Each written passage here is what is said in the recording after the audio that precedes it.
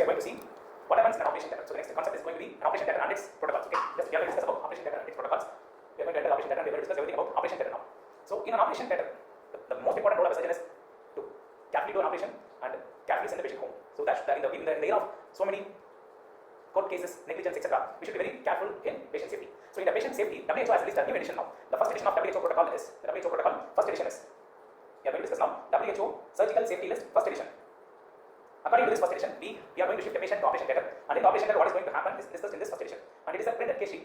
We have to tick one by one in the case sheet. So first is sign in, then time out, and sign out. These are the three headings we are going to discuss in WHO surgical safety list. Sign in is a concept. The points we noted while we are discussing the patient and examining the patient. Before induction of anesthesia is known as sign in. Induction of anesthesia is known as sign in. So please understand. Before induction of anesthesia, the concepts we discuss is known as sign in. So before signing in, the anesthetist will go and discuss with the patient and confirm the patient's name, identity. Sir, I am Ramu. The patient telling my name is Ramu, and I am having a problem on the right side inguinal region, and confirming the disease and confirm the site of the disease, whether it is right side or left side, everything will be confirmed. And anesthetist will also look for whether written consent is obtained or not. Whether written consent obtained or not will be now noted. So please remember, written consent, it is not oral consent. Whether written consent is signed or not will be noted now. And at this time, the anesthetist will ask the patient for history of any allergy, history of drug allergy.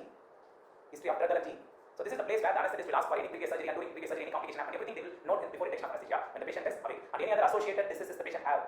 Everything should be noted by the anesthetist. So please remember, if you mug up, you will forget, please understand it practically. So a patient is shifted to the operation theater, and patient is awake now, alert now, and before induction of anesthesia, you should note certain things. What is the name of the patient? What is identity? Whether if he is Mr. Ramu, there will be 10 patient waiting outside. 2 patients will be Mr. Ramu, identify whether which place he is from, and like that we have to identify name, identity, confirm the disease, site of the lesion, and whether the site of the lesion is marked.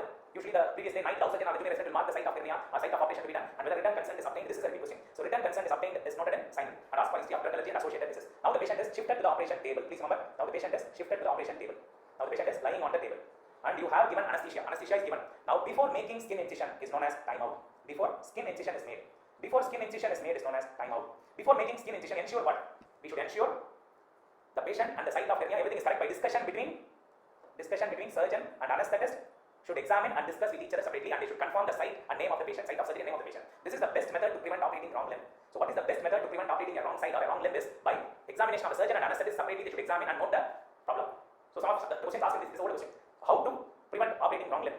The methods are seeing the case sheet. Number one, is it a good method? It may not be a good method because the handwriting of the resident will be like this. We don't know whether it is right side inguinal hernia or left side inguinal hernia. Nobody knows. So therefore, they will use to write like this.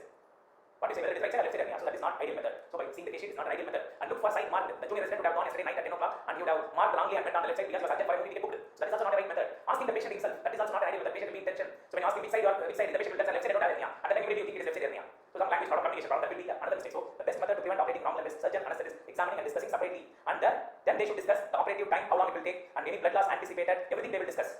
Discuss with each other, surgeon and anesthetist discuss each other, and they should also look for whether prophylactic antibiotic given and noted in the case sheet. Please remember that is noted here. Prophylactic antibiotics given or not should be noted. When we give the prophylactic antibiotic, 1 hour before surgery, 1 hour before incision we give prophylactic antibiotic. That should be noted. 1 hour before incision, whether prophylactic antibiotic was given or not should be noted. So this is time out, because after this if you put an incision, that will be a wrong incision, put it on a wrong side, then the problem is more. Therefore please remember. So sign in before induction of anesthesia, time out before skin incision, and sign out is more important in the case of any surgery today, because sign out is before shifting patient to ward. Before, not shifting outside of OT, before shifting to ward, because if anything happens, the patient is in the theatre, we can modify it. But if the patient is shifted to the ward, and if you shift back the patient to theatre, then the problem is more. Before shifting to ward is the sign out. Before shifting to the ward, what are things you should do? The staff nurse should note for gas count. They should note for gas count, pad count, and amount of blood loss should be noted. Amount of blood loss is noted. All these things are noted, and any instrument problem is addressed here. For example, they operated and one instrument was not functioning at the time. Instrument problem is addressed here. Any instrument problem should be noted here. Amount of blood loss, and any instrument is not working. For example, diaphragm is not working. They should note it here. And any event happened intraoperatively. All these things should be noted in sign out. So please don't forget. A patient shifted to operation theatre has 3 headings. WHO surgical safety is known as sign in before induction of anesthesia, time out before skin incision, sign out before shifting to ward. The questions asked in the previous exams are written consent is noted in which sign in, and what is the best method to prevent operating wrong limb is discussion of the surgeon and anesthetist during time out. Sign out is the place where gas count, pad count, etc. are noted. These are the questions asked in the exam. Please don't make mistake in these questions. Okay. So now the patient is shifted to the theatre. Now the patient is on the table. Patient is on the table now. Patient is on the table now, and we are going to wash and go inside the theatre. So let us assume this is a case of hepatitis B virus positive or HIV positive case. So today many centers they advise universal precaution kit, even though they are HPS and HIV negative also, because we don't know, they may be window period, and we should first of all safeguard our skin. So what are the things you should do in a universal precaution? There is a kit known as universal precaution kit. So this kit is high yield exam question. It is also known as personal protective equipment, PPE kit, universal precaution kit or personal protective equipment. What are the things you should use in this?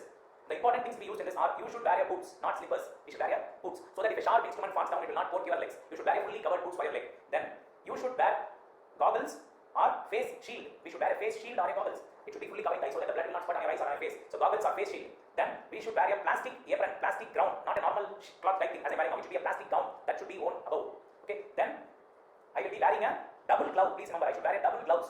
I will not go with a single gloves. We should wear a double gloves. So if I am size number 7, my glove size is 7. What glove should I wear inside?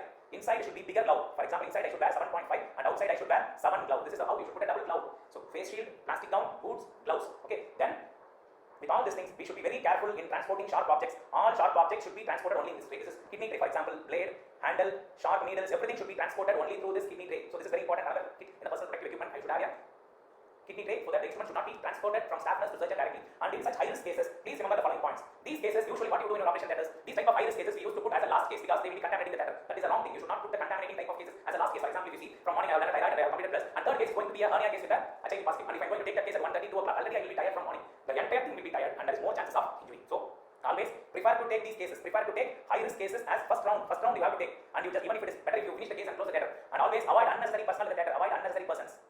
Unnecessary persons should be avoided in the theatre. Don't put so many people inside the theatre. Only surgeon, staff nurse, and one technician should be there. There should not be too many people inside the theatre. They will disturb the theatre and there is more chances of injury. So this is universal precaution kit known as personal protective equipment. And personal protective equipment, you are now wearing the personal protective equipment. You are completing the surgery. The surgery is completed. And order of removal. This is a question asked in links. Order of removal of personal protective equipment after completing the surgery. So after completing the surgery, first thing you will remove is definitely your gloves because it is full of blood. First thing you will remove is your gloves. Second thing is you will be wearing, I hope some of you have seen wearing the face shield or goggles. It will be most irritating. That will be always fogging. You will not be able to see the surgical field also very clearly. So immediately you will want to throw it out. So second is face shield or goggles. Face shield or goggles are thrown out. Then third is plastic gown which you are wearing. That you will dispose. Gowns, plastic gown or apron. Then the last one you will remove is your face mask, and sometimes people used to wear respirator instead of face mask. They used to wear respirator. That also should be removed. Face mask or respirator. This is the question asked in links. So this is remembered by anyone in GF. Okay, GF. Gloves, face shield, gown, face mask. So this is the order of removal of personal protective equipment. In spite of doing so carefully the surgeries, still we have chances of injury to the surgeon. So what is the most common finger injured in a needle prick injury? During surgery I am putting a needle prick in my hand. What is the most common finger injured? So the most common finger injured is index finger of non-dominant hand. Please don't forget, non-dominant hand, index finger is commonly injured during these type of operations. Index finger of non-dominant hand is commonly injured. Okay, so non-dominant hand, index finger is commonly injured in a case like this. Okay, please don't forget, non-dominant hand, index finger is injured most commonly, and hollow needles have more risk of damage than the surgical needles because surgical needles are made in such a way they are solid needles and they are round bodied. So hollow needles have more risk of injury and more risk of transmission than a surgeon's needle. So be careful with the hollow needles than a surgical needle. So these are the points you should have in mind before entering the operation theatre. And in operation theatre, let me discuss some points here itself before going to operation theatre. Inside the operation theatre, I am going to do hand washing. In operation theatre, hand washing is given a name known as scrubbing. The word, the first year teacher will be great. Okay, now I am going to demonstrate you how you wash your hands or do scrubbing in the operation theatre. Okay, so first we are going to wash with normal water.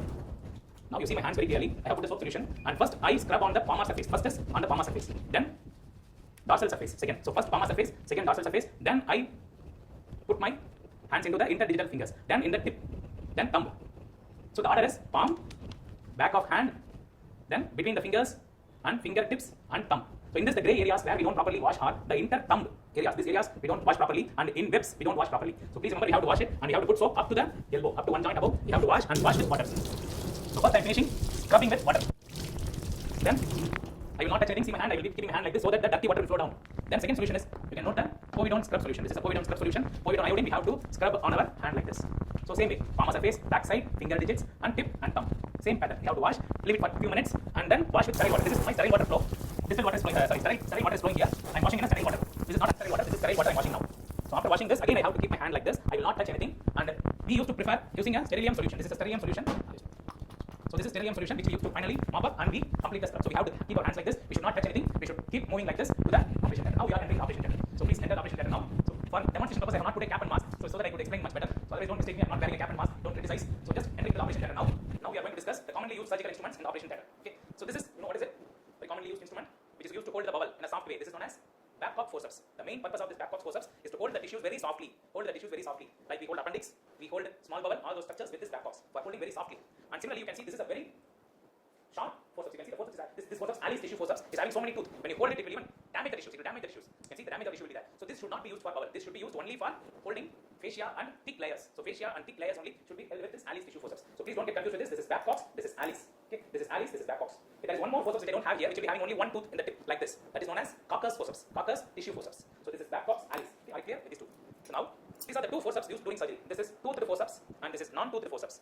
During a skin suturing, we need only this tooth forceps, and this is needle holder. You can see needle holder will have short shaft. This area will be very small. So needle holder will have multiple crisscross inside. Will have multiple crisscross inside to hold the needle. So needle holder, tooth forceps, and what else you need in a suturing of a skin? We need one more instrument, that is straight scissor. These are the three instruments we need during a surgery for skin suturing. So straight scissor to cut the sutures, needle holder to hold the needle, and tooth forceps to hold the skin. So these are the instruments we use during skin suturing. Please don't forget this, and don't forget this is non-tooth forceps, and this is curved scissor. What is the curved scissor? Curved scissor is mainly used for cutting the tissues. We should not use it for cutting sutures. It is used to cut the tissues like bowel or any muscle. Anything you want to cut, the tissues are cut with the help of curved scissor. During cutting, the curved surface should face you. This is curved surface should be facing you. So these are the things you should not forget. Curved scissor, straight scissor, needle holder, tooth forceps, non-tooth forceps. Okay. So these are the conventionally used instruments.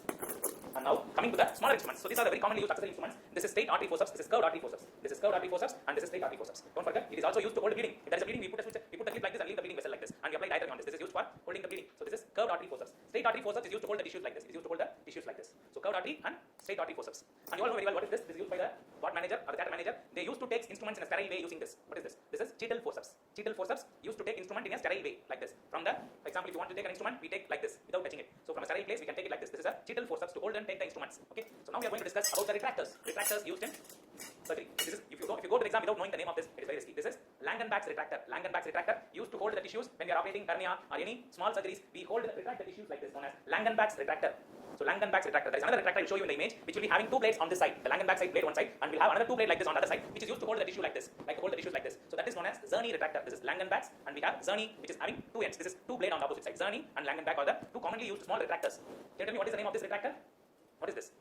This is, you can see now, this retractor is used to hold like this. On the left costal margin, you use to retract the left costal margin during a surgery on this side, gastric surgery or something, you use this Mary's retractor on the left side. Okay, this is Mary's retractor used on the left side. And this is well-known Deva's retractor, usually used to hold the liver. The liver is retracted like this. This is the first year PG's favorite retractor. The first year PG's will be given this retractor all the time. They will be holding the liver to hold the liver and retract the liver. This is Deva's. So Deva's cannot be used on this side. Why? Can you tell me why? Deva's, which is used on right side, cannot be used on left side. Because when you give this to the first year PG, he will be handling this very casually and he may damage the screen here. So this should not be used on left side. So Deva's is mainly used to retract liver, liver. Mary's for costal margins and fascias we can retract with Mary's. Okay, this question came in recent exam aims. This is Doyen's retractor for pelvic surgeries. We retract the bladder with this. Doyen's retractor is probably a gynec instrument, but sometimes surgeons also use this. It is mainly used during APR and other surgeries to retract the bladder. So this is Doyen's retractor, very smooth and exactly fitting on the pubic symphysis. It can retract the pubic symphysis. So Doyen's, Mary's, Deva's, Langenbach's. One more, Czerny is missing here. Czerny. Okay, these are the commonly used retractors in operation theatre. Doyen, Mary's, Deva's, Langenbach's. Okay, so please don't forget these retractors. And now you all know what is this. This is a typical metal proctoscope, very commonly used by anal surgeons. So it is around 8 to 10 centimeter length. This is having a blunt surface so that it don't get damaged. So this is a typical proctoscope. Okay. So now let me show you some rare instruments used. So what is this instrument? Can you tell me what is this small 2 instrument? What is this? And what is this? If you see other instruments which we have discussed so far, there is one important function difference. In this instrument, if you see, I open, it opens. I close, it closes. But in this instrument, see, if I press, it opens. If I leave, it closes. Automatically, if I press, it opens. If I leave, it automatically closes. What is this clamp known as? Very, very important clamp, especially doing vascular surgeries. This is a bulldog clamp. Bulldog is known as bulldog. So compress, opens, leave, closes. Bulldog clamp. Bulldog clamp. Bulldog clamp, straight and curved. Mainly used to catch the bleeding vessels. If you catch the vessel and leave it, that's all. It will stop the bleeding. It is specifically used to catch bleeding vessels. Bulldog's clamp. Okay. So it has a different mechanism of function from other instruments. Other instruments on opening they open and close they close. But this fellow on compression it opens. On leaving it closes. Okay, this is bulldog clamp. And this is one special instrument known as Satinsky clamp. Satinsky clamp. It is used to hold esophagus or rectum and cut. This is Satinsky. S-A-T-I-N-S-K-Y. Satinsky clamp. Not much important for PGs. It's very important for super specialty exams. Satinsky clamp. Okay, it is Satinsky clamp. These are the important instruments. Now let me show you the various blades which we discussed already. Now let us see one by one the various blades which are used in surgery. So this is a typical blade. What is this blade? What is the name of this blade? So I have already told you this is. You can see watch from that side. You can see very well. This is small belly, which is 15 size blade. Which is 15 size blade used here for small incisions. And this is typical 11 size blade used for stabs, for putting a stab, arteriotomy like that. We use this 11 size blade. And the last one which is commonly available in our operation theatres and most surgeries we use only this blade. That is, what is the blade? That is 22 blade. This is the commonly used blade in operation theatres by us. 22 size blade. Okay. So these are the blades. Please don't forget 15 size blade, 11 size blade, and 22 size blade. And if you see, I am having two handles commonly in operation theatre. If you note the handle, there is a number written. This is 3 size handle.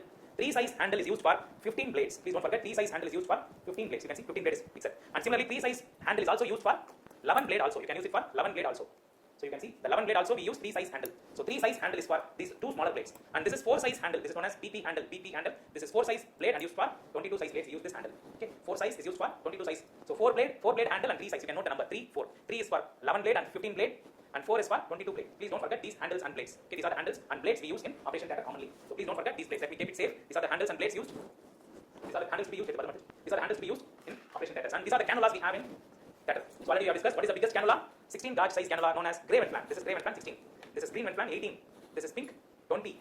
This is blue 22. So these are the commonly used Ventlan. Gray, green, pink, blue. 16, 18, 20, 22. I don't have a newborn implant in my hospital. So these are the 4 implants we use in theatre. Okay, this is the 4 implant we use in theatre. And you can see this is a commonly used police catheter in our application theatres. I already told you the police catheter with this, which is having a color code. What is the size? Seeing the color code.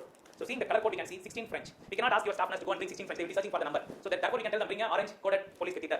So orange coded police catheter, simply they will bring it easily for you. So these are the important things you should not forget here. Other instruments, and I hope you all understood what is this instrument while I am discussing. This is a typical instrument used by us. This is a typical linear cutting stapler, TLC, transverse linear cutter stapler. We have staples to be put inside, and this is for what type of anastomosis? This is for side to side anastomosis. Side to side anastomosis, we use this handle. Side to side anastomosis, we use this handle. Please don't forget this. Okay, and we have another stapler which is known as circular stapler. How to do the stapling? You can see this is a angle. We have to put it in the other part of bubble, and we will go from this bubble like this, and we will lock it like this. And actually, this is a used one, so it is not so clear, and we will staple. Once you staple, it will get stapled. So this is a circular stapler instrument. Okay, this is a circular stapler instrument used for end-to-end anastomosis of bubble. This is used for end-to-end anastomosis of bubble. Okay, so this is circular stapler for end-to-end anastomosis. This is linear stapler for side-to-side anastomosis. So don't forget these two staplers. And we also nowadays have skin staplers. Skin staplers to put a skin stitching. Also we have staplers nowadays. Okay.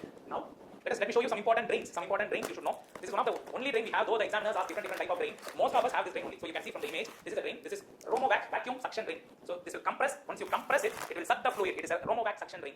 So it is a typical drain used by many surgeons. In case of mastectomy, we use this. In mastectomy, we put this suction drain to absorb the fluid. And in many other surgeries, pelvic surgeries also we use this suction drain. And this is the only commercially available drain for suction purposes. And we have other drains like ICD drain and other drain. I'll show you in the class discussion. I don't have them in my theatre. This is a Romovac suction drain commonly used in operation theatres.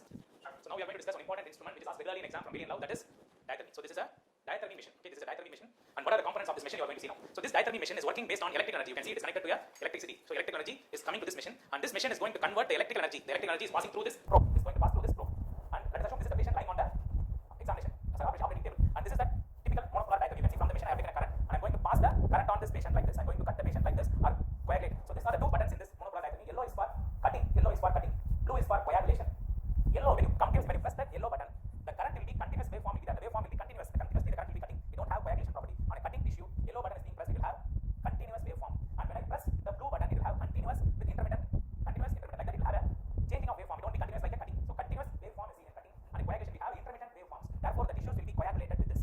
And you can ask the question, sir, when you are passing a current from that to the patient, how he is not developing shock? To prevent shock, we have one more item here. What is this? So this is the earth plate which we will stick with the patient. We will stick to the patient's body surface area. So if I pass current here, the earth plate will take the current back to the machine, you can see. So earth plate is taking back the current to the machine. So the patient will not develop electrical burns. So this is the function of monopolar diathermy. This is monopolar diathermy probe. I'm passing current on the patient. The current is working as cutting and coagulation, and the current is brought back to the machine through the earth plate. So please don't forget this is monopolar diathermy. This monopolar diathermy, where all the places it is contraindicated. For a patient who is having end vessels, for example, there is end vessel, for the penis, if there is a penis, if I use it on the penis, what will happen? The current will pass through the end artery, and the end artery can get thrombosed, and penis can go for gangrene. So in the penis, in the fingertips we should not use. In penis you should not use, and you should not use this in thyroid surgeries near nerves, thyroid operation, parotid operation. In all these places, there is more chance of the nerves getting damaged. Thyroid surgery, parotid surgery, fingertips, penis, these places it is contraindicated. The monopolar diathermy is contraindicated. In those places, we should not use monopolar diathermy. What about patient having a cardiac pacemaker? Usually we have a cardiac pacemaker here. Let us assume this patient is having a cardiac pacemaker here. There is a cardiac pacemaker here. Can I use diathermy now? Yes, you can keep the diathermy, but you should not keep it close to the earth plate. Should not be kept behind the earth plate. Should not be kept behind the pacemaker. It should be kept away from the pacemaker like this. That is the point you should note here. So earth plate should not be kept near the pacemaker. It should be kept away. So this is a very important point. You should not forget it. Monopolar diathermy you can use in pacemaker patients, but please careful. You should not use it. You should not keep the earth plate near the pacemaker. Okay, earth plate should be kept away from the pacemaker in a cardiac pacemaker patients. Otherwise, it's not a contraindication. I was thinking it is a contraindication before. From reading Billion Love, I realized it is not a contraindication. It can be used in cardiac pacemaker operations. And please remember, the most common surgical accident or most common accident inside this operation theatre is this monopolar diathermy induced burns. How it will happen? You can see now I have put the patient very carefully, not touching any metal plates. By chance, if he is touching some metal plate on the side or somewhere there is a connection with the metal plate, if the body is touching the metal plate, he may develop burns. So diathermy induced burns is the most common accident in an operation theatre. Diathermy induced burns is the most common accident in operation theatre. Please don't forget this point. Most common accident in operation theatre is diathermy induced burns, especially this monopolar pencil induced burns. So how to prevent this? For that there is another instrument available. My diathermy is a combined division of monopolar and bipolar. So now you can see there is another wire connected here. This is typical diathermy which is going to get connected like this. So you can see this is having a probe in which you can see there is two cables coming. Can you note there is two cables coming? In a monopolar diathermy there is only one cable coming. Here you can see there are two cables going. So in this the current will be coming out through one probe, coming to the tip, and the current as you hold the tissues like this. For example, if I hold the tissue like this, the current will go back to the other probe. So this is how it functions. So if I hold the tissue like this, current will pass and go back to the same probe. And do you need an earth plate for this? No need of earth plate for this. So earth plate is not needed for this bipolar diathermy. This is a bipolar cable. This is having no accidents. This can be used on the penis tips, can be used on the fingertips, everywhere you can use this. So this is bipolar cable. Please remember this is bipolar diathermy and this is monopolar diathermy. It's a very favorite question for institute exams. There are some more energy devices I will show you. They are harmonic, scalpel and Ligashow. Okay, I will show you how they look like and other things later. Another important thing in operation theatre is the laparoscopy. So we all regularly get questions from laparoscopy. This is a laparoscope which I have in my operation theatre. And what are the components in this laparoscopy? Please remember this is a monitor, seeing which we operate monitor. And this is the light source. When we are operating inside the abdomen cavity, we have to throw light. This is the light source which we can increase up to whatever power we want. We will use this light source. And finally, this is the camera. This is the camera connecting. We have a camera connected that is separately. This is the camera will be connected here through which we operate, we have camera, and this is very important for your exams. For your exams, they will be asking question from this only. This is CO2 insufflator. The CO2 insufflator is the one through which the CO2 gas comes into the abdominal cavity through this CO2 insufflator. And this is the pressure you can see.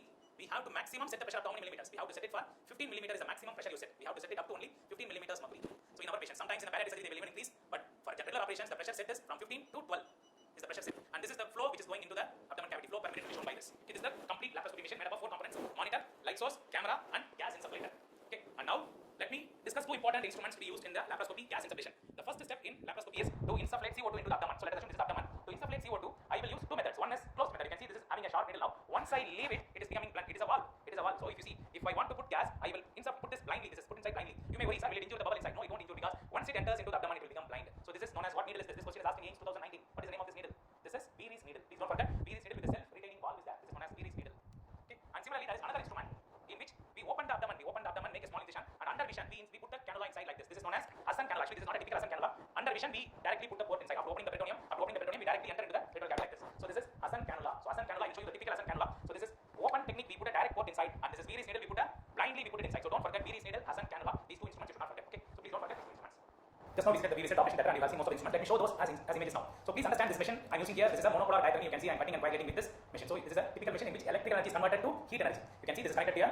Diathermy with a earth plate. So this is monopolar diathermy. Please don't forget this is bipolar diathermy probe. So the bipolar diathermy probe is more safer, but the point in bipolar diathermy is bipolar only can do coagulation. It cannot cut. It can only coagulate the tissue between the 2 tips. Between the 2 tips it can coagulate. It cannot cut. Whereas monopolar diathermy can cut the tissues, can cut as well as coagulate the tissues. Cutting and coagulation both are possible with monopolar diathermy. So can you tell me the answer for this question regarding the energy device shown here? False statement is it is a monopolar diathermy true.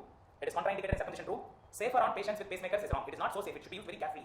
Earth plate is must. You can see earth plate is kept. So this is a monopolar diathermy typical image. And this is a typical image of bipolar diathermy. No earth plate needed. Please remember bipolar diathermy. No earth plate will be needed. So what is the use of blue color button in this energy device? It is used for coagulation. Blue color for coagulation, yellow color for cutting. And I told you there are some other instruments which we don't have in my hospital. The very costly instrument, harmonic scalpel. This is a typical harmonic scalpel handle. It works on the principle of electrical energy converted to what? Converted to ultrasonic waves. It works on the principle of conversion of electrical energy to ultrasonic waves. Up to 50,000 hertz, the ultrasonic waves are functioning. It will cut and coagulate the tissues. So it's an excellent instrument, very costly, 16 lakh rupees. So this is harmonic scalpel, in which works based on ultrasonic waves. And this again an ultrasonic laparoscopic ultrasonic energy device. It works on the principle of ultrasonic waves. And this is another instrument known as LigaSure. LigaSure is another instrument from William Law, which works on the principle of electrical energy converted to heat energy. Electrical energy converted to heat energy. But here heat is not produced by charring as seen in diathermy. Here the electrical energy is converted to heat energy, and the heat energy creates formation of collagen instead of forming char. The collagen is formed at the site of cutting. Patient's own collagen will be formed, and it can seal vessels up to 7 mm vessels can be sealed. 7 mm vessels can be sealed with the help of LigaSure device. This is another energy device in operation theatre in which the patient's own collagen is generated at the site of cutting of the tissues. Please don't forget this device. So these are the things commonly used and kept in William Law. So coming to the drains. So there are many types of drains, and this national board exam as well as AIMS, they both are more interested in asking questions from drains. And you all very well know what is this drain. So this is known as corrugated drain. After breast abscess drainage or any abscess drainage, we keep this drain known as corrugated drain. After breast abscess, we keep it inside so that it will be draining continuously. It is a type of open drain, therefore there is increased risk of what? Increased risk of infection. So this is an open drain. So infection can go from outside and it can cause secondary infection also. This is corrugated open drain. And this is the drain I showed you just now. It is a closed drain. There are many types of closed drain. This is one type of closed drain known as suction drain, Romovac suction drain. It is specially used in mastectomy cases, Romovac suction drain. And this is a question asked in exam AIMS 2019 Jackson Pratt drain. So in this drain you can see that balloon will be compressed and leave it as such. Once you compress and leave it, it will be having a suction effect on the tissues, on the cavity where it is kept. So this is arranged in such a way so that the bubble and all will not get attached with it. So the bubble and all will not come, only the fluid will be suctioned. So this is Jackson Pratt drain, not practically available in market. It's only for MCQ. We have practically this drain only, Romovac suction drain only. Jackson Pratt drain is not available in the market mostly. And this is an intercostal drainage tube. This is a tube, you can see it is blind at the tip. We can directly, after opening the skin muscles, directly you can pour into the cavity. It will not go and damage the lung because it is blunt at the tip. It will only open the pleura and it is used to drain the fluid. So intercostal drainage tube. And what is this drain? This is a typical drain. You can see it looks as a flower-like appearance on the tip. So when you stretch it, it will be straight. Once you leave it, it will form like a flower. So this is Mallicott's drain to drain the abscess again. So in this point, I want you to know the important reasons for keeping a drain. Why should you keep a drain and when will you remove a drain? So drain. Why should you keep a drain and when will you remove the drain? So drain is kept to look for bleeding, to remove any collection in the post-operative period, and to look for bleeding and elective drainage. And for elective drainage of any cavity or any duct system, we do drain. So drain is for to look for bleeding, to remove the collection, and electively to drain. So some places where we keep drain, and what are the purpose of those drains? Let me tell you from William Law. So after thyroidectomy, we always keep a drain nowadays. After thyroidectomy nowadays, we keep a drain here. So it is usually a small suction drain is kept in the thyroid. After thyroid surgery, we keep a small drain in the neck. Why? Purpose of keeping a drain in thyroid is to look for bleeding. How long will you keep this drain? This drain will be kept for maximum 24 hours only, because after 24 hours there won't be bleeding. So the thyroid drain is kept to look for bleeding, and after 24 hours we remove it and throw it out. And similarly, after mastectomy, after MRM, we keep a drain, suction drain in the surgical area. For what purpose? To remove the collection, the most common complication, seroma. After modified radical mastectomy, the most common complication is seroma collection. To remove that seroma, we keep a suction drain. How long will you keep that drain? It is kept for up to 5 days. Okay, all these are closed drains. And ICD drain, which is connected to an underwater drain. ICD, underwater drain, connected to an underwater ICD drain. So it is also a closed drain. when will you remove this drain? It is removed once the collection comes less than 20 ml per day and the cavity is getting, the lung is expanded and the fluid collected is less than 20 ml per day. At that time you can remove the ICD. Okay, and keeping a elective drainage tube like this. What is this tube? In the bile duct. It is looking like this. It is a T tube. So T tube is kept in the bile duct after surgery on the bile duct for elective drainage. This will be removed on when? On 10 to 14 days. So T tube is removed on 10 to 14 days. Mastectomy drain removed on 5 days. Thyroid drain removed on 24 hours. And after colorectal operations, we keep a drain in the pelvis after colorectal anastomosis. So when will you remove this drain and what is the purpose of this drain? So colorectal drain is mainly kept to look for what? To look for leakage. When will the leakage happen? Usually happens on 7 days. On 7th day. So we have to keep it for 7 days. So this is a question from Alien now. So for thyroid drain removed on 24 hours, mastectomy drain removed on 5th day, T tube drain removed on 10 to 14 days, and the pelvic drain which is kept after iliorectal anastomosis should be removed on 7th day. Okay, these are the important drains you should know, and purpose of the drains you should not forget. The purpose of the drains you should not forget. Okay, so this is question from your Alien now. This is a DP stent, double pigtail. You can see it is looking like a pigtail. So this pigtail stent is mainly used into the into the ureter like this. Into the ureter you can keep it like this, or you can even drain the kidney outside like this. This is DP, double pigtail. Double pigtail stent or double J stent is used to drain the urine by percutaneous nephrostomy or by ureteroscope. We can put this drain inside the ureter, or we can put this drain into the CBD. We can put the drain into the CBD also. So this is a double pigtail stent. Don't forget this. It is straight usually. The moment you remove the sheath, it will coil so that it will get retained. That is double pigtail stent. So when to remove the drain, don't forget the points I told you. In a colorectal anastomosis, it is removed on 5 to 7 days. Okay, in 5 to 7 days. Mastectomy removed on 5th day. Thyroid removed on 24 hours. T tube removed on 10 to 14 days. So now you are walking into the operation theatre. In the theatre, you just saw the theatre. What is happening in the theatre? It's a sterile theatre. How many airflow we have in a normal operation theatre? In an operation theatre, you see the air condition will come from up and that air will go down. It come from up and clear the microorganisms in the operation theatre by 15 to 25 flow per hour. Normal operation theatre. My operation theatre will have airflow 15 to 25 per hour. And there is a special operation theatre which will push air from above and push it down to the floor outside. That is a special operation theatre known as laminar flow theatre. That laminar airflow system itself will cost around 10 lakhs, and that theatre will have exchange every 2 minutes once. The airflow will be every 2 minutes one air will go out. So old Bailey used to say there will be 100 to 300 air exchanges per hour in a laminar flow theatre. In a laminar flow theatre, you can increase the airflows. We can increase it to 100 to 300. The main advantage of laminar flow theatre is it is used in orthopedic surgeries and cardiothoracic surgeries. Please don't forget it. So orthopedic and cardiothoracic surgeries, we use this laminar flow only. And the theatre temperature should be kept at 18 to 25 degrees centigrade. Please remember, these are the points taken directly from Bailey and Love. Please don't forget. In a laminar flow, every 2 minutes one airflow will be going outside. Okay, it will be flowing outside, laminar flow. Old Bailey used to say 100 to 300 airflow per hour will be happening in a laminar flow. My normal operation theatre will have at least 15 to 25 airflow per hour. Okay, so please don't forget these points from Alien Love, and this is the WHO surgical safety list from Alien Love. So what is seen in sign in? Please don't forget, in sign in we should look for consent of the patient, written consent of the patient. And time out, you should look for antibiotic prophylaxis given or not should be noted here. Before skin incision, before injection of anesthesia is sign in, before skin incision is time out, and before patient leaves operating room and goes to the ward. Before patient leaves operating room and goes to the ward. As long as he is in the operation theatre, he is your patient. And once he leaves out of the operation theatre, it is more risky. So be careful. We have to look for all count, instrument count, gas count, pad count. Everything should be noted in sign out. Sign in, time out, sign out are the 3 things you should note in this thing. So on universal precaution kit, I explained you. Universal precaution kit, please don't forget. And how to wash the hand, I explained you in the theatre itself. Palm first, back side of the hand second, between the fingers third, and please don't forget between the fingers and then the tips, and finally the thumb will be washed. The hand washing protocol, please don't forget. It's a recent question. So this is again a recent question from AIMS. To prevent contamination, arrange the sequential order of removal of personal protective equipment. So this is the poster which is made in all operation theatre. If you go to any operation theatre, this will be posted there. This is gloves will be the first. I told you GF. Face shield second, gown third, and mask or respirator. Face mask or respirator is last. So this is the order of removal. So please don't forget. It is goggles 1, number 2. Glove first, face shield 2, apron 3, mask 4. This is the order of removal of personal protective equipment. Okay. So now let me tell you some positions in the operation theatre. So the major assistant, the best assistant in the operation theatre is the patient's positioning. Please remember, not another surgeon is not the best assistant. The best assistant in the theatre is the positioning of the table. What is the name of this position? This is known as Trendelenburg position. In which operation we put the patient in this position? Trendelenburg. Head is down, leg is up. So what happens? Automatically the veins in the legs will collapse. So we can easily operate on the veins. So this is typically done for varicose vein surgeries. So Trendelenburg position of leg up, head down is done for varicose vein surgery. And this is reverse. Head up, leg down. Automatically the veins in the neck will collapse. This is known as reverse Trendelenburg position, done for what surgeries? Thyroid operations, and also for any head and neck surgeries we use this reverse Trendelenburg position. So this is a classical jackknife position. Jackknife, like a jackknife. The image of jackknife is given there. So the patient is put in prone position with a slight bend like a jackknife. The major complication of this jackknife position is positional hypoxia or positional asphyxia can develop. So on positions you should know what surgery is done. Can you tell me what surgery is done in this position? This is used for pilonidal sinus operation. Jackknife or prone jackknife position. Prone jackknife. Okay. And what is this position? This is a commonly done position by the gynecologist. So this is a typical lithotomy position. The major problem with this position is the nerve which can be damaged or the nerve which can be paralyzed is common peroneal nerve can get paralyzed because of continuous compression here. The common peroneal nerve will be compressed and it will result in foot paralysis. So we have to keep a good quality pad here. Good quality of pad will be kept there so that it will not be compressing more. So this is very important. Please don't forget. You should keep a good quality pad. So this is another position done by laparoscopic surgeons. You can see it is head down like a Trendelenburg. It is Trendelenburg-like position.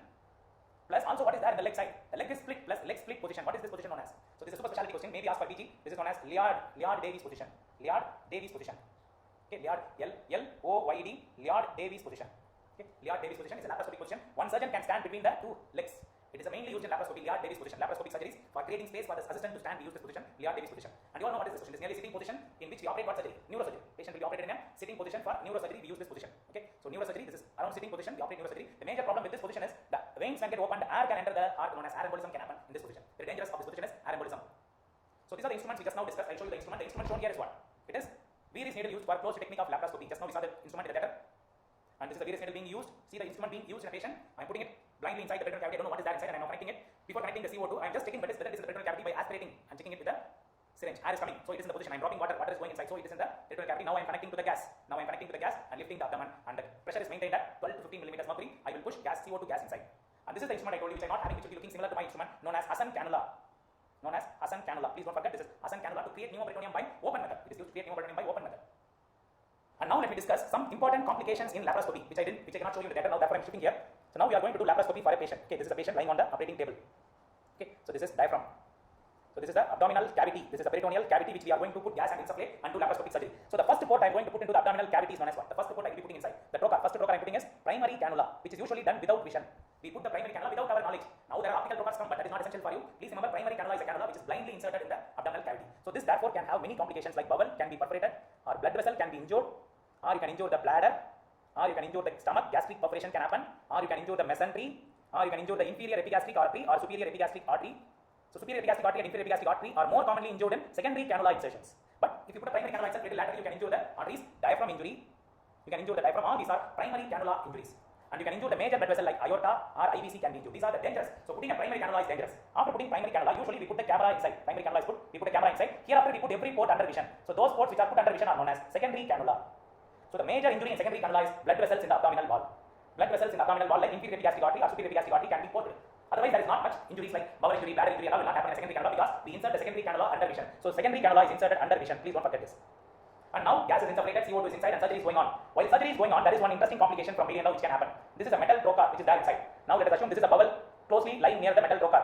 Now I am putting an instrument inside. I am putting an instrument inside, and that instrument we are passing current through this instrument. Let us assume it's a diathermy. Current is passing into this instrument like this on a structure we are operating here. For example, gallbladder we are operating here. So now a current is going through a metal electrode inside. Through the two metal platform, there are two metal surface on both sides. This two metal surface. In between this, the current is going. If a current is going through two metal surface, it can create a capacitance current. Capacitance current can be created, and that can damage this bowel, and it can result in delayed leakage afterwards, which we will not recognize. So this injury we will not recognize. We are concentrating here. We are concentrating on the downside. We will not be concentrating what is happening here. So this injury is known as capacitance coupling injury. Be careful with this injury.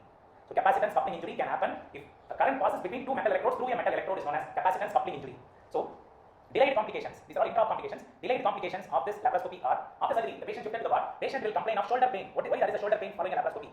Shoulder pain here. The patient will complain of severe pain in the shoulder. It is usually due to retention of CO2. Please don't forget, it is usually due to CO2 retention. The patient complains of pain in the shoulder.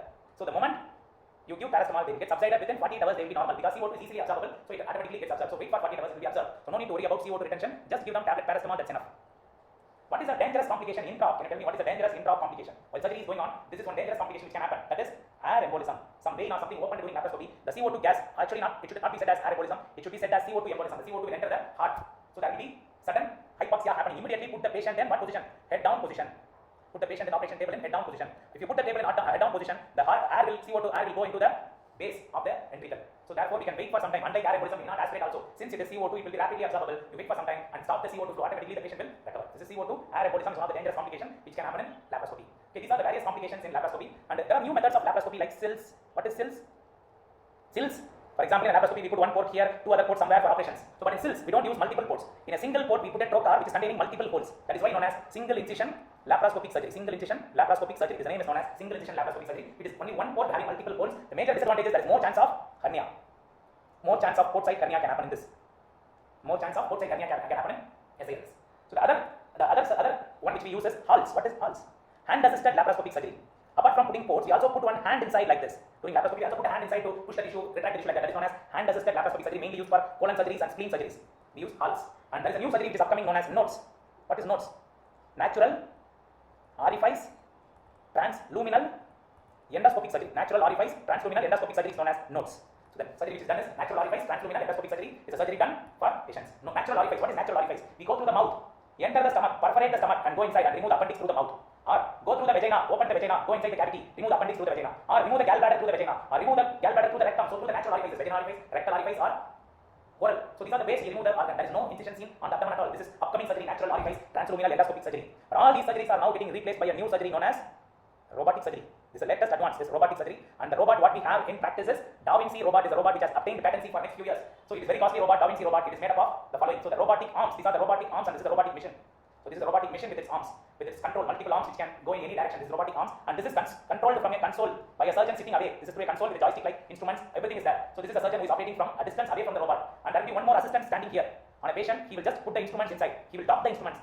That's all. He will docking. He will do only one function, docking the instruments into the abdominal cavity, and he will be standing outside.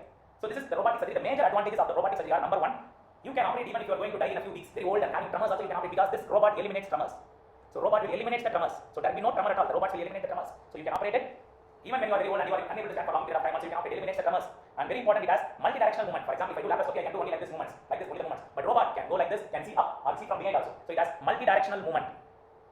Multi-directional movement is another advantage of robotic surgery. And third advantage is an upcoming special advantage. I can operate sitting from here in another place by a operation known as tele-robotic surgery.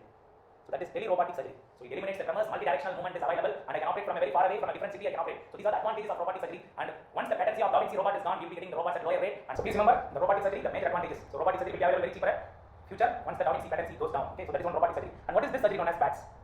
This is video assisted thoracoscopic surgery. This is video assisted thoracoscopic surgery. Same like laparoscopy into the abdomen. Now the surgeons are going into the thoracic cavity through holes. That is known as video assisted thoracoscopic surgery. So usually CO2 is not needed. CO2 insufflation is not needed in that surgery. And if at all you insufflate, you can insufflate only up to 6 to 8 millimeters mercury is enough in a CO2 insufflation into the thorax. And the main method of creating space in the thorax is by collapsing one lung. That is the point we want to remember here. Collapsing one lung, we create space in that surgery. How to create space in video assisted thoracoscopic surgery? By collapsing one lung, we create space. Okay. So these are the modern surgeries available. So please don't forget laparoscopy, still single incision laparoscopic surgery.